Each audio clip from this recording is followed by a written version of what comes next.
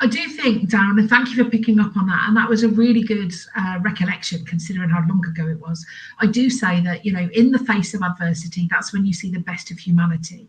The coming together is all about appreciating that we all have a gift of equal value to bring to the party. That's the first thing. So that, that really relates to neurodivergence and what they might bring to the party. So that leveling of the field, no hierarchy, no politics, no rank. It's just everyone has got something to bring to the party. When you put what you can bring to the party together, that's when you feel the effect of collaboration. And I believe that the only thing you need in order for collaboration to work really well is either a shared goal or a shared enemy. That's it. And I'm going to give you the example when the pandemic hit, that feeling when you're out on the streets, clapping for the NHS and the support workers and all that kind of thing, that feeling of camaraderie, that feeling that you're connected somehow to people on all corners of the planet with a feeling, with love, with support. That's an incredible thing. And that's the thing that once you've tasted, once you've felt, you never want to let go of. So you're always going to be chasing that. So that's why collaboration is really, really important to me, Darren.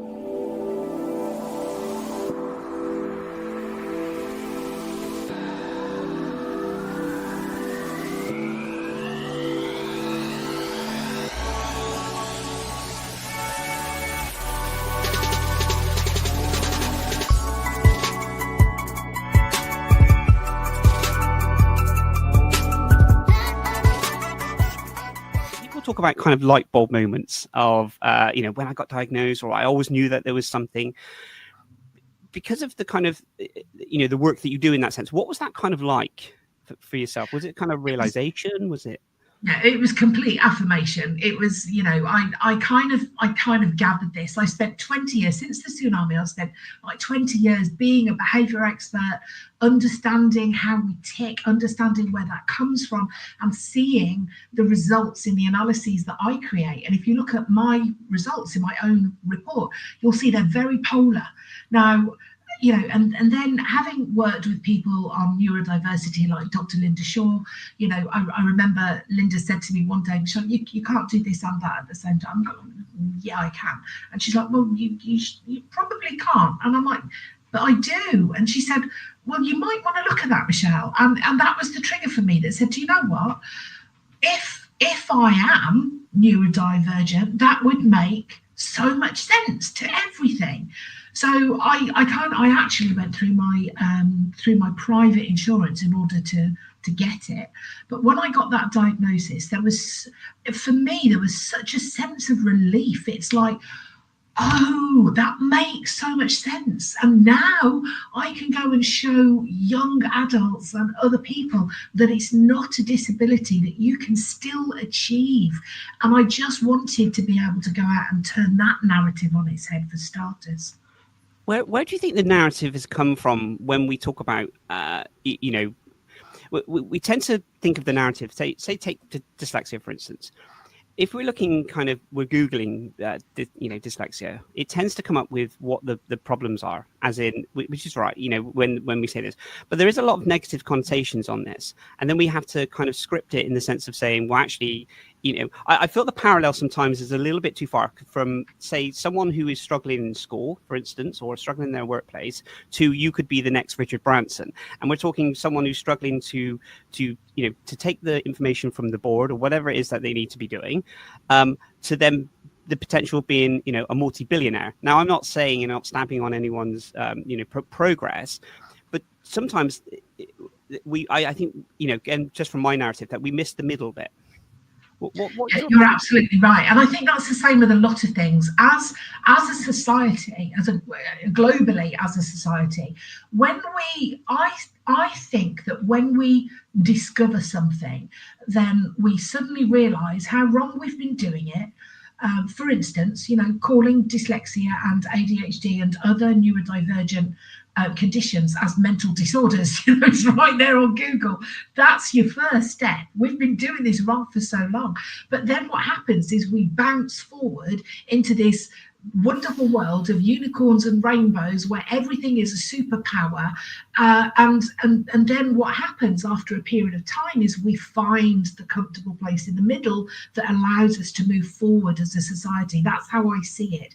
So I see this as being this huge surge of understanding. So many people are saying, oh, well, why is it trendy to be neurodivergent? It's not trendy, it's just we've had a massive awareness and awakening. And yeah, that's going to cause some people to go to the top and and drive that kind of superpower thing forward, which I do as well, I must admit. But we can't. You're right. We can't forget the middle. We've got to find that middle ground. It can't be either side. It's got to be somewhere in the middle. Absolutely. Thank you so much for sharing that. And I look at, being in the kind of, I use terminology like being in the sector, which I shouldn't use in that sense. But I guess my own diagnosis at the age of 36, I guess that was my journey to start thinking about, what does this look like? And I see, like, I think of them as kind of mavericks, really. The people that were really kind of championing it before it became, I guess, global news, in the sense now, I guess dyslexia, the way I've seen it is that we've had the kind of the awareness around dyslexia for quite some time, and now it's kind of the media is talking a lot about kind of ADHD, and I still feel there's the kind of dyspraxia and dyscalculia that doesn't seem to have as much limelight. I know it's crazy when we start thinking about the words limelight for these for neurodivergent, but I feel will there come a time when we've gone from dyslexia to ADHD, and now dyscalculia will get more of an reckoning, ADHD will get dyspraxia will get more of an understanding. I just don't know if it's working on cycles. I mean, it would be amazing if we could collectively be everyone on the same par. Yeah, and I think it's unrealistic to think that. I think, as we're growing our understanding and realizing that all of these things, or not all of these things, but many of these things are connected. Actually, first of all, I got at 53, I got my diagnosis of massively ADHD. And it's, that's a long time coming, believe me. But you look back and you think, oh my gosh, yeah, I do have dyscalculia, and I know that I have, and that's why I never touch the finances, because I literally get everything mixed up, and I take it all the way back to my exams at school, and I'm thinking, how can one child, which I was a child at the time taking my O-levels, how can you get an A in your English language O-level and a U ungraded in mathematics? Why then were the teachers not going, hold on a minute, you can't be that polar, there is something that we are doing that is not supporting this individual, there's something amiss here. So I think we are in a much better place as we learn about these things to be able to support young people and adults, through their understanding. I look back now and I think, when I was very, very small, I'm looking at things and I'm thinking, well, that's Tourette's, and it's all connected to ADHD. So there are elements and I think the labels is one thing. It's really difficult. You've got to try and have more fluid labels, I think, With that, do you think we so I would say I have dyslexia and I have ADHD. That's what I would say. But like we just mentioned, there is kind of traits of probably autism, dyspraxia, dyscalculia. But we tend to go for, when we talk about these things, we tend to go straight in with one thing and then maybe branch off to the other thing and dilute the other things. Is there a thought pattern behind that, of that, or is it because we can't, I guess, naturally just go, well, I'm. Is there a kind of a human behavior around this? Why you would lead for one, or you feel that one would have more of an effect? I don't know. I think you're spot on with. I mean, you're so intuitive anyway, Darren, and that's part of your superpower. That deep empathy, that brilliant communication. It's just natural. It's part of you. But yeah, I think it is human behavior. We tend to want to pigeonhole because it's almost like we've got a filing system in our head, and when you deliver information to someone else, I used to say this in sales, and I've always said it. The person that you're talking to has got a kind of letterbox shaped hole in their head, and they can only fit in what you deliver to them. So to a certain extent, we need those files in order to say, where do we fit? Where's the strategy? But actually, it's so much more complicated when you delve down. The fact that the comorbid conditions that we are now seeing, and realizing that actually somebody that has an addiction, or somebody that has, an incredibly strong habit, actually a lot of that can be connected to the lack of dopamine, and therefore it's just incredible the way that it branches out. But you can't immediately go from zero understanding to 100%. So I think it's like water that's finding its way through an empty stream, and it's filling it up, and it's finding the roots, and it's putting it all together, and at one point in time in the future, it will become an ocean or a pond, where we're all connected, and we understand that connection a little bit more. Yeah, no, thank you for sharing that. Well, when we talk about neurodivergent, and we think of terminology kind of people pleasing, and is that something that and the kind of sensitivity disorder in that sense, is this something that I can relate to massively, in the sense that if I feel like I've upset someone, or if I've done, upset someone, not willingly upset someone, but if I've, I don't know, in any way, shape or form, and sometimes I haven't upset someone, it just feels like I would think to myself, I have. Do you think that's something that's more neurodivergent, or is that just a human behavior, or is it more amplified for someone like me, I guess?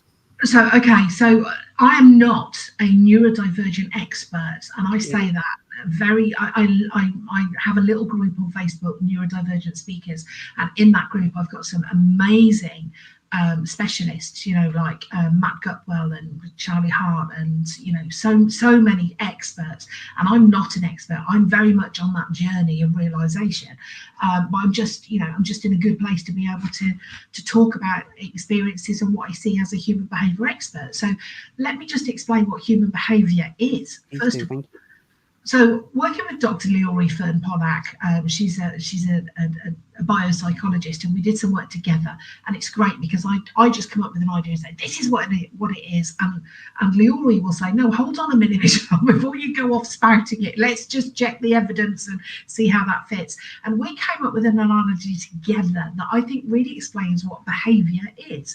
So if you imagine that we've all got the same organs in our brain, the way that we have a bus that drives around the different organs in the brain in order for us to make our decisions, to communicate, and all the rest of it. However, because we're all different, we all have a different bus driver. Now, whereas your bus driver might go to A for a little bit, and then to B, and then stop off and pick up Mabel, and then go back to the depot, mine's going to go all around the Wrekin and have a look at the views and forget to pick up Fred. And but actually my route is different because my bus driver is different. Now, when you do someone's behaviour profile, what we are doing is looking at your behaviour throughout the day, which we could explain as a feature film, and we're literally taking a snapshot of your most likely behavior. It is not a label that you can hide behind for the rest of your life. It is a guide as to this is your most likely behavior. When we look at neurodivergence and behavior, it's chicken and egg. They are completely connected. So when I look at someone's behavior profile, I can see the potential neurodiversity, which is what led me to create Illuminator, which actually captures that very clearly. So in answer to your question, it is absolutely human behavior, but human behavior is to do with the way that we use our brain, and that is connected. People that are neurodivergent will use their brain in a different way to people that aren't. I love that analogy, and I don't know if that's when someone gives me an analogy, like this, like a bus driver in this, like an action in that sense, it really kind of draws me in because I can instantly connect with that. And I don't know if that normally works with, when you're kind of at a lecture or something, or someone's giving you kind of the highbrow kind of, which is great, that information. Where if someone was to, my learning, for instance, when you give analogies like this, straight away, it's a full understanding. So I really appreciate your answer on this. I'm just going to share Charlie Hart, who does absolutely incredible work in this field. And Charlie Hart mentions in the comments, she said, "I think people pleasing is more of a trauma response than a neurodivergent thing. Although we are more vulnerable to trauma, all of is indirectly linked, but also hyper empathy, mostly thought of an autistic trait." Thank you so much for sharing that, Charlie, and doing incredible work on this side of it. I have to butt in there, Darren, and just tell you that Charlie Hart is not only a beautiful person, but she's also a finalist in this year's Women's Awards in her category. And well deserved. Absolutely well deserved. So thank you for sharing that, Charlie, and thank you for sharing that, Michelle.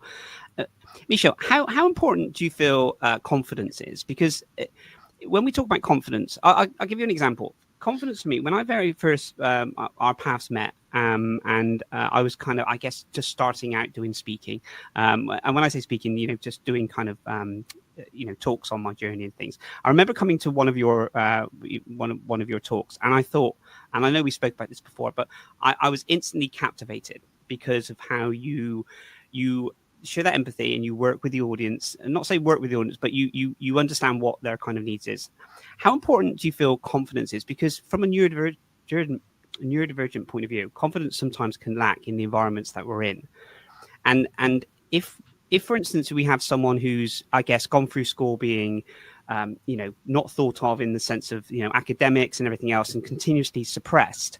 And then suddenly we have someone who can stand in a room of goodness, how many people, and, from all different beautiful parts of the world.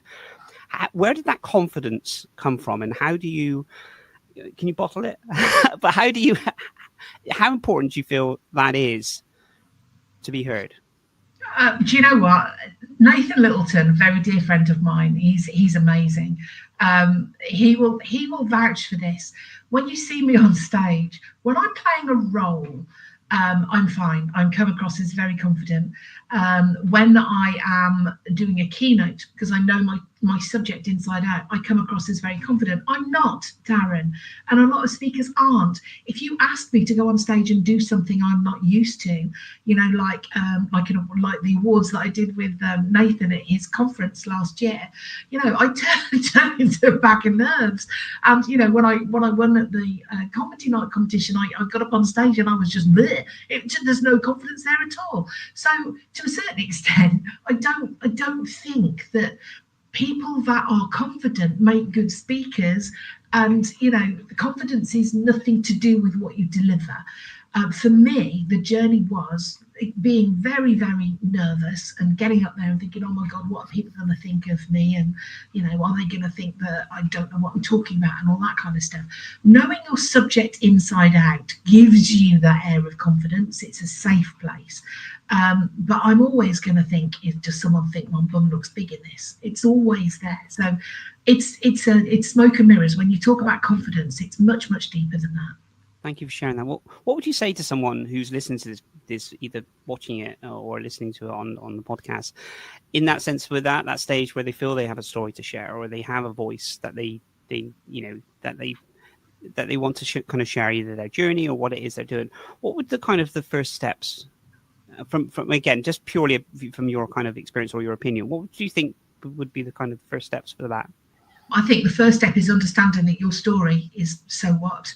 Nobody's interested in your story. Some people are going to be interested in your story, but that's not what speaking is about. It's not about telling people your story. That's called therapy. So when you're, when you want to deliver something, you've got to understand how that's going to benefit people. So I always say, and I use this phrase, and please, if anyone wants to use it, that's fair enough, but please credit me for it, because I always say that the story is just the wrapping paper. That's all it is. It's the content that you leave that's the gift inside.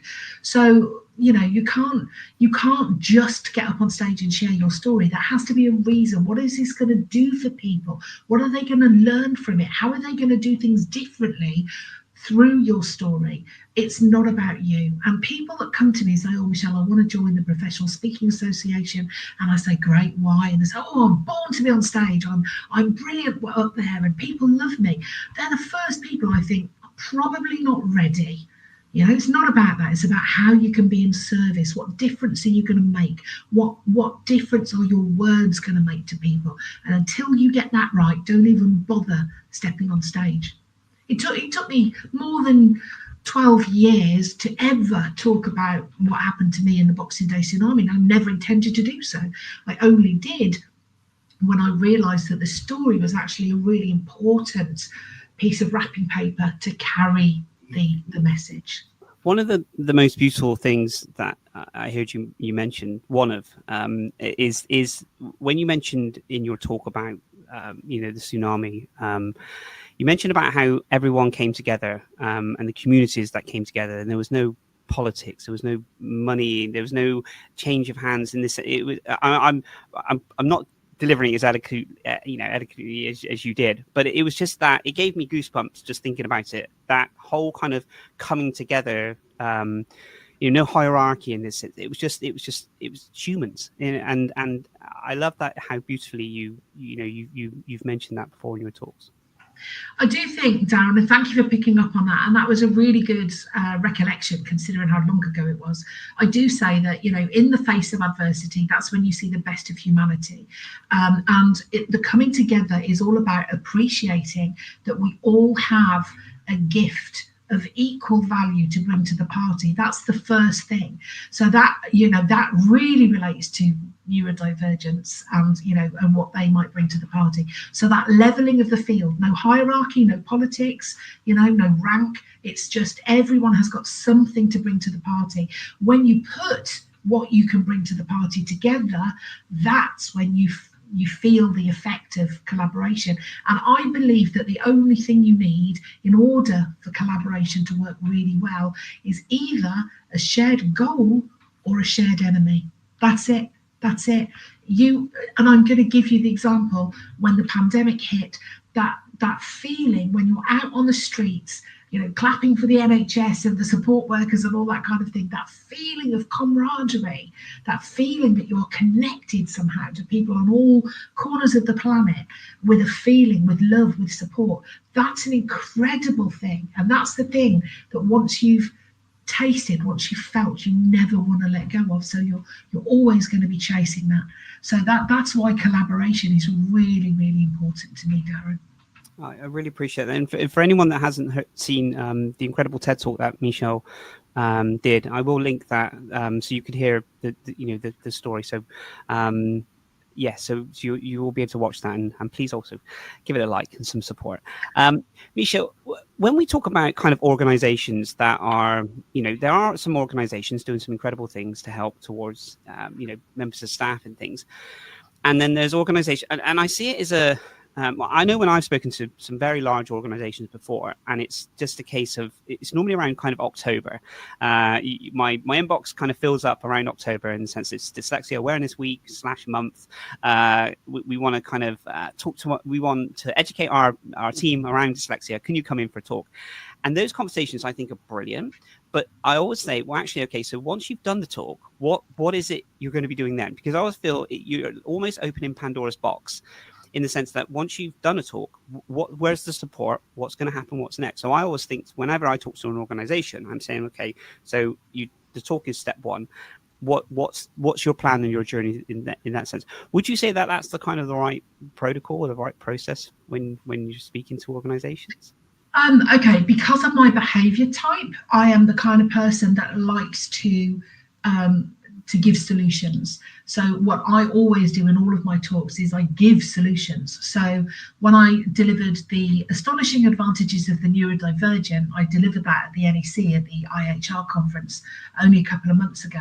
The people in that audience were amazing. We had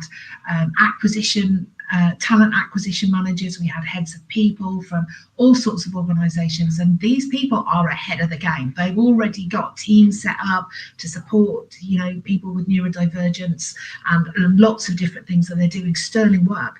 But actually a lot of them were astonished that I was saying, Look, just start with thinking about the environment. Just start with thinking about how you empower these people. Start by thinking what they bring to the party, rather than thinking what support do they need and what drain on our resources are they going to be. And that was the feedback that I got from that talk. It's like, oh my gosh, you've actually given us things that we can go back and actually implement immediately without any cost at all.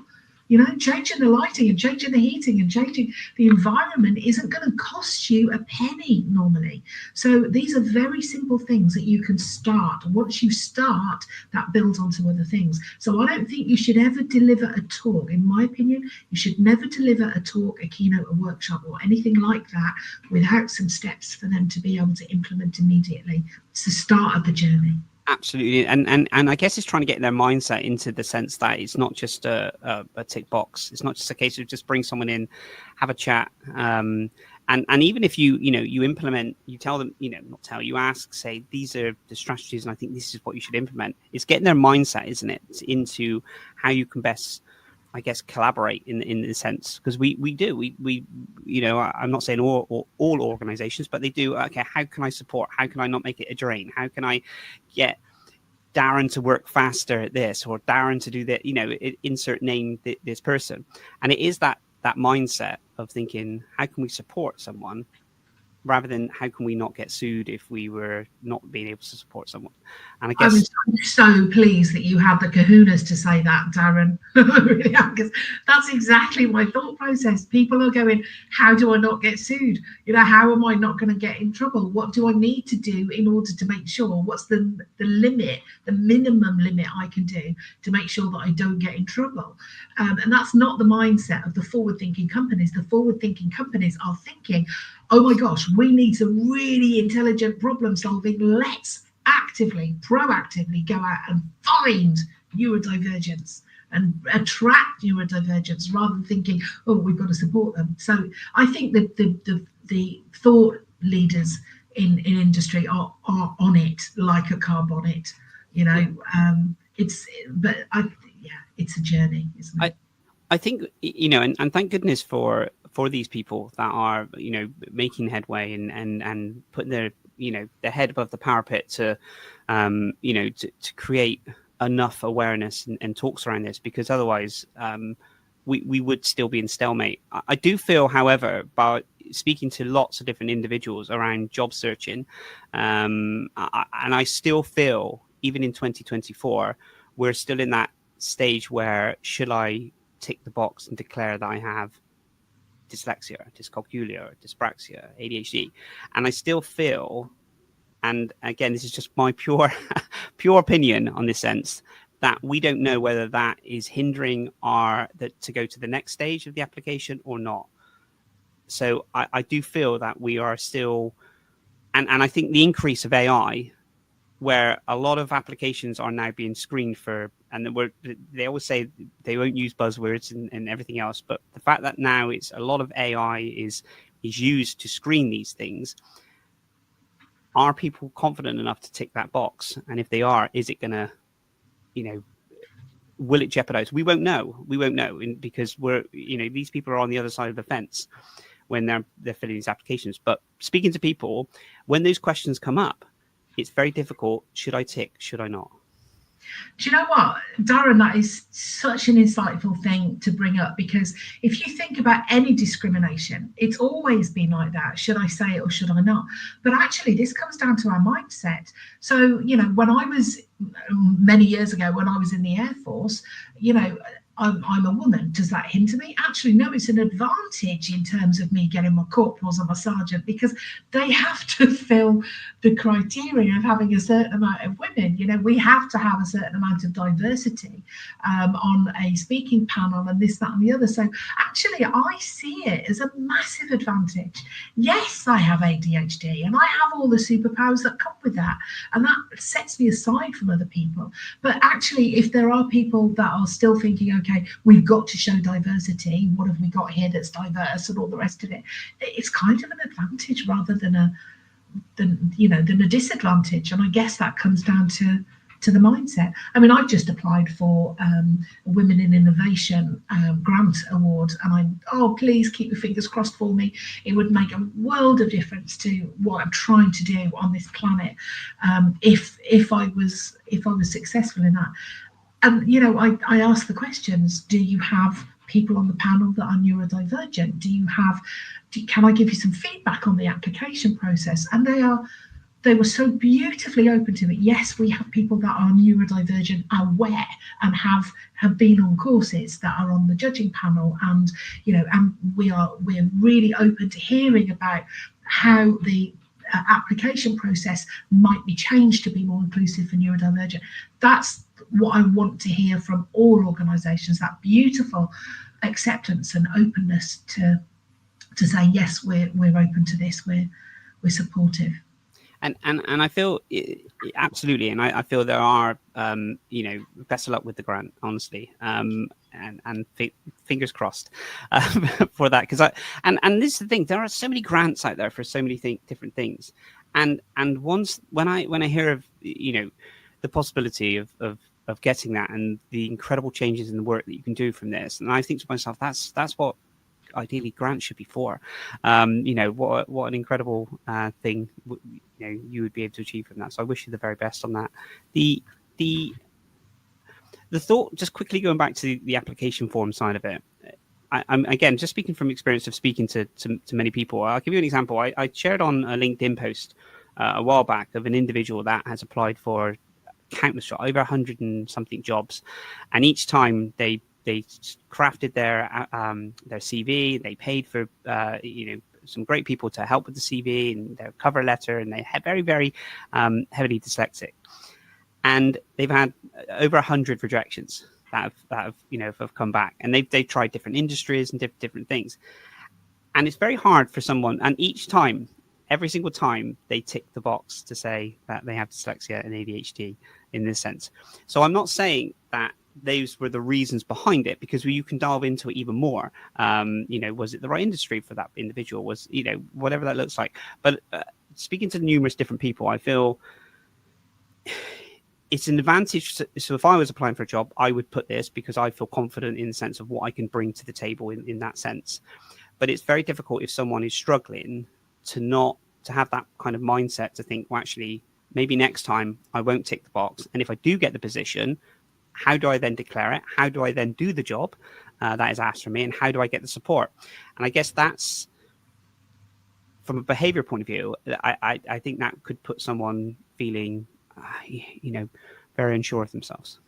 I think what you've hit on there, Darren, is the fact that we've got different behavior types doing different things. Now, if you have somebody that is a particular behavior type and wants to make sure that all the boxes are ticked, and that that this fits and that fits, and have very little flexibility, then that's not necessarily going to be advantageous. So the only thing that we can do with somebody that has been unsuccessful in 100 of those applications is to ask the reasons why. And one of the things that we can do is ask the question, what is your process in terms of filtering down and coming up with a shortlist? What is the process, and what do you have in place that takes on board a potentially neurodivergent application, and just make sure that they've got the right people in place. If you look at all the companies like Peregrine and Kia Group and Warwick University and Sainsbury's and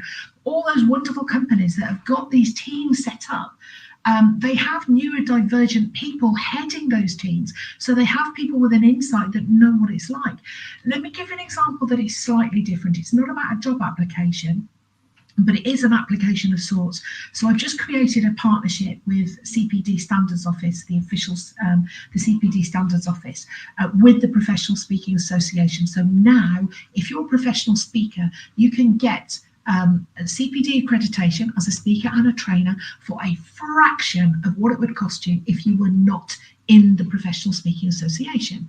Now, because I'm neurodiverse, I said, is there any, let me have a look at the process. There's a lot of paperwork there, and they immediately offered a free form process. So I went through the first part of this free-form process, and they literally just interviewed me and asked me the questions. And instead of me writing it down, they asked me the questions and typed it into the form. And then the person that was doing this for me said, "Oh, we need to do the second part now." I said, "You know what? That was easy. Leave it to me. I'll do the second part. It's a lot easier than I thought." And she said, "Okay, well, do the second part then." Oh my gosh, Darren, I came to the second part, and then I realised what the difference was. I started filling out the answers, and I was like, "But what does that mean? And should I put this or should I put that?" And without the person there to actually guide me what it really means, actually, I was stumped. And I realised just how incredibly valuable that service was, that ability to be able to do that differently, you know. And I see this with my own tools. I realise that some of my tools are not dyslexic friendly. That's absolutely, so I need to work with someone that's a dyslexic expert to be able to show me how to make those analyses more inclusive and get the best out of those people. Quick word from our sponsors. Promova are a one-stop solution for all of your language learning needs. Now, we all know how difficult and challenging it can be to learn a new language, especially if you have dyslexia. Now, this is where they're different, because they are the first platform to introduce a dyslexia mode. And I've got to tell you from first-hand experience, this has been an absolute game changer for me, because I've tried to learn languages for many, many years before in different ways. But the fact that they're now making it available and to assist me in certain ways, I can work through these modules with ease. It has been an absolute game changer. Please do check them out. They are used by over 15 million people across the globe. So they are doing incredible work. There is a 50% discount on the premium version in the link below. Please do click on the link and start your learning language journey. Picture this: mastering a new language in just 10 minutes a day. Too good to be true? With Promova, it's a reality. We are a one-stop solution for all your language learning needs.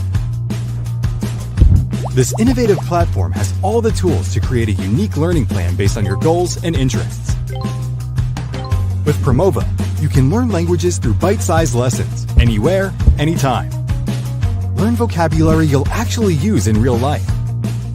Polish your speaking skills and train your ear with audio lessons.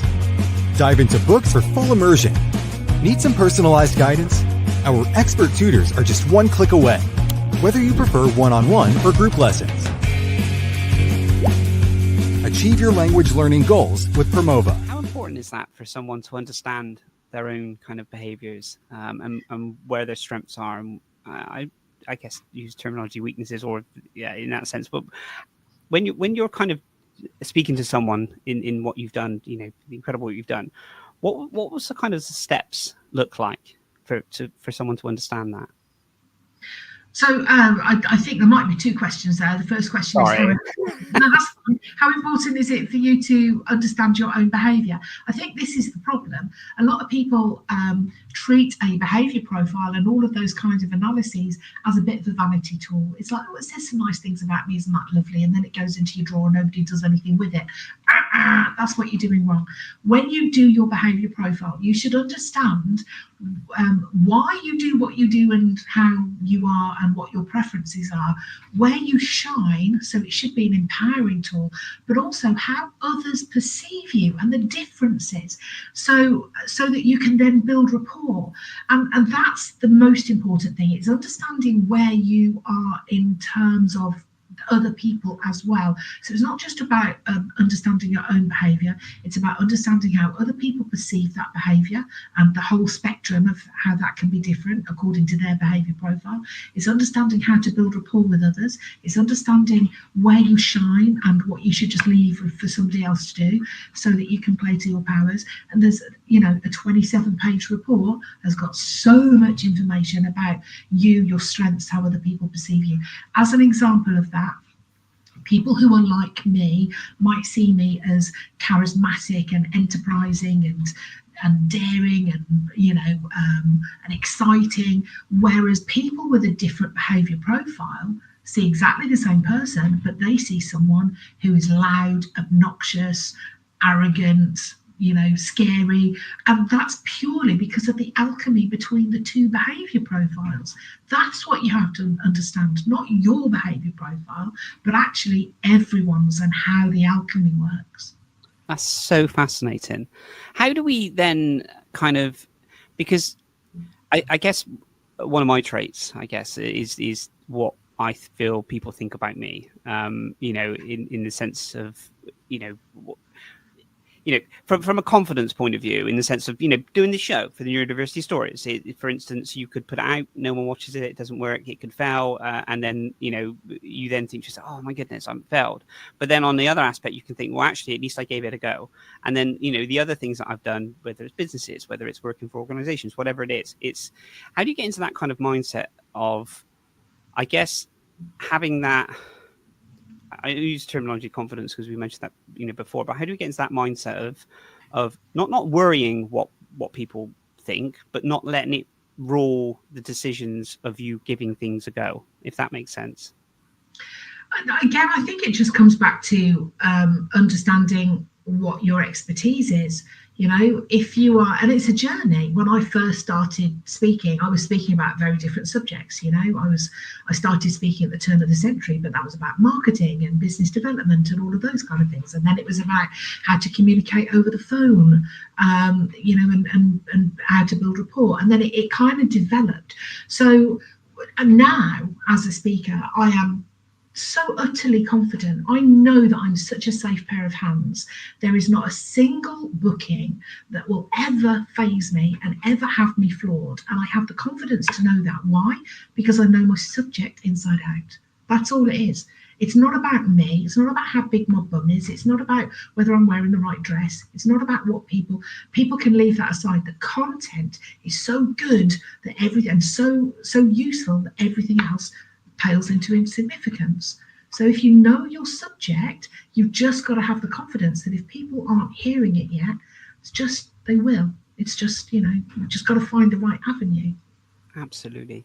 What do you think organizations, and again, this is just, can start doing to, I guess, empower their teams? Because we're not just talking for, we're not just taking one or two individuals that are neurodiverse in their organization. We're looking at the whole organization of how we can collaborate and collectively work together. And that's that would be the beautiful kind of thing. What do you feel organizations can start doing to embrace that? So I think, I'm always going to say that you need to understand who your people are. So as a leader, and as a successful leader in the past, having gained investors in people at only 3 years old, not me, my company. That'd be a bit mad, wouldn't it? So my company was only 3 years old when we gained investors in people. And that proves that actually I have this passion for understanding what my people in the organisation want, and what they need in order to be able to, to be fulfilled and to perform and everything else. So I only work with people passionate leaders. Those are the only people I'm interested in working with. If they're people passionate, I will work with them and I will help them unleash their people power. And that's what you've got to do. You've got to understand what it is that each individual brings to the party. So when you look at somebody that is neurodivergent, they will have some polar results in terms of what they're really good at and what they're really bad at. And they'll hold their hand up and say, please don't ask me to look at, to proofread your documents, because although I'm massively creative, I cannot spell. And what you're good at and what you're bad at. People that are not neurodivergent quite often will actually be a little bit more in the middle in terms of being able to switch to different things, but don't necessarily have something that is considered a superpower. And the reason I say superpower is because where it is on that spectrum from 0 to 100%, it's not up at 90%, it's more like down at 65, 70 or whatever. So that's when I talk about superpowers, I'm talking about these polar results. So when you have something that says, yes, Michelle is 100% friendly, for instance, it's going to show that I am 2% or 0% accurate. They're polar, so when I say superpowers, the superpower comes with an opposite, and if you don't have the superpowers, then maybe you're better at lots of things. It's I don't know if I've answered that at all. No, you did. You answered it beautifully. Do you feel that that there is, I guess, some form, let's say for instance someone does get a position within an organization, and they're, say I got a position in an organization, they said, okay, that's Darren, he's dyslexic, so we'll be able to do this, and he's ADHD, so we'll be able to hyper focus, so we can give him this amount of work and stuff. Do you feel that there could be, I guess, higher expectations? And this is the barrier, isn't it? Because we have some organizations that maybe say there's low expectations because they have dyslexia, for instance, or ADHD, or whatever this, whatever they want to kind of label in that sense. And then we have an organization that embraces someone with dyslexia and ADHD, but don't have the surroundings or the support on this sense. So we do have, a bit of a playing field in the sense that you could potentially go into an organization that are looking to, employ more people or neurodivergent, but the expectation could be higher because they've read that if you're ADHD and you hyperfocus, then you'll be able to do X amount more work. So I guess it's what I'm getting at is trying to find that understanding, that balance of what works best for the individual within the organization. Am I right there? Yeah, I think there's different things that you need to realize the most important thing for me when someone is joining the organization is that the onboarding is good and solid, because that foundation is everything. And when you find that people haven't stayed with an organization or they haven't excelled in an organization, you can quite often look at the onboarding and see gaps there that weren't in place. So what we need to do is we need to understand from an individual point of view what drives that person, what do they need for fulfillment.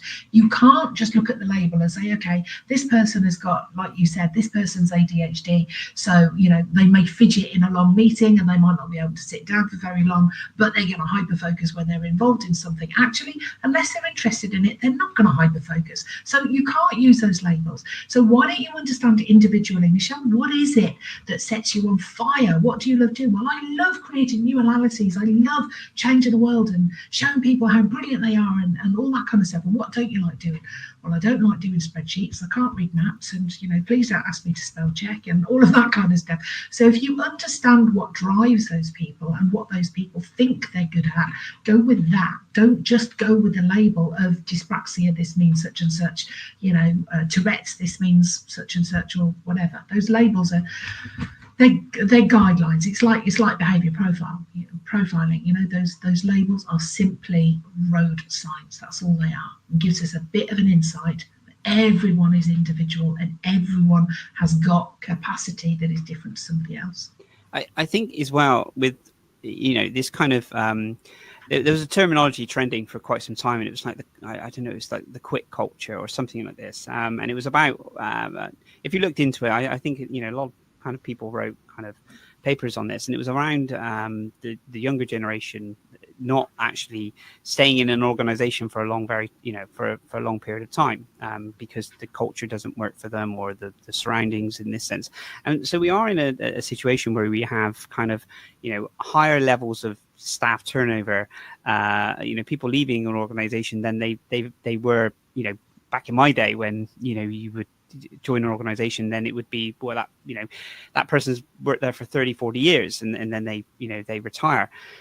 Do you think it's key now for more organizations to make the culture more inclusive and to make to really understand their people more now than, it was, don't get me wrong, it's important back then as well, but do you think it's just as important now to make sure the culture is right in an organization? Yeah, I think people get the culture in an organisation upside down.